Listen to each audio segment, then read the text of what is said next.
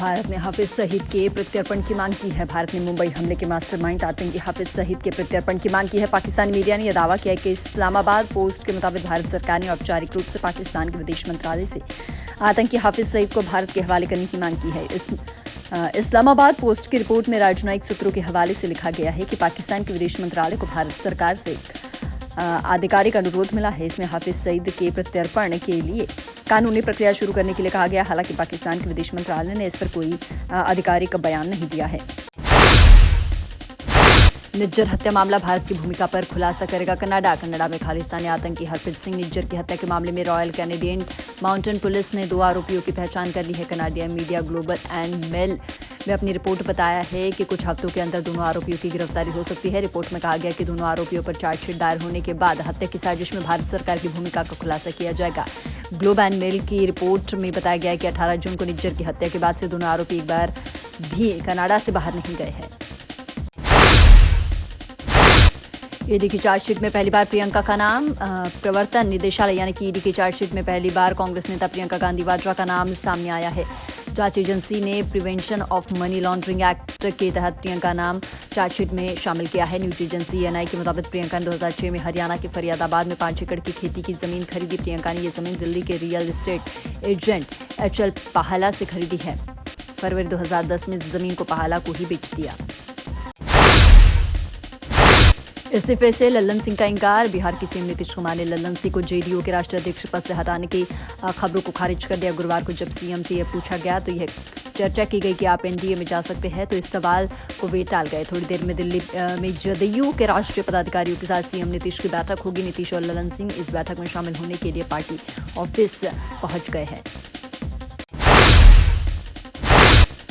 Bhopal BRTS के 2 दिन में सीएस को सौंपेंगे रिपोर्ट। भोपाल में 24 किलोमीटर लंबा बीआरटीएस कॉरिडोर, 6 महीने 30 हादसे और 12 मौतें। पीक ओवर्स के जाम की तस्वीरें भी। इन्हीं वजहों से 13 साल पहले 2009-10 में 360 करोड़ रुपए खर्च कर बिछाए गए बीआरटीएस को लेकर सवाल खड़े होते रहे हैं।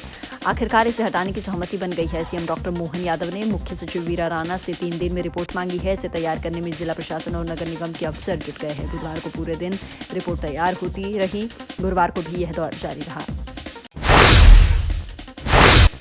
एमपी की 29 लोकसभा सीटों को मिलाकर बनेंगे 7 क्लस्टर। विधानसभा चुनाव में रिकॉर्ड बहुमत हासिल करने के बाद बीजेपी अब लोकसभा चुनाव की तैयारियों में जुट गई है। बीजेपी के राष्ट्रीय महामंत्री सुनील बंसल ने बुधवार को प्रदेश भाजपा कार्यालय में दिन भर मैराथन बैठक की। इस बैठकों में आगामी लोकसभा चुनाव की तैयारी को लेकर अगले महीनों में आयोजित होने वाले कार्यक्रमों की जानकारी दी गई है। अंत में हुई जिलाध्यक्ष जिला प्रभारी की बैठक में सुनील बंसल के साथ CM doctor Mohan Yadav, BJP प्रदेश अध्यक्ष वीडी शर्मा और प्रदेश संगठन महामंत्री हितानंद शर्मा मौजूद रहे।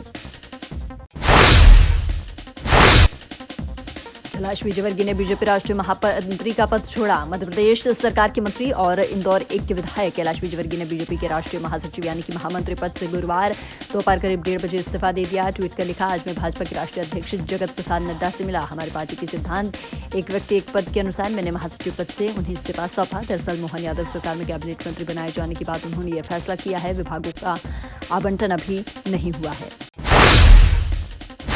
पेट में चाकू घोंपकर भाग गया आरोपी।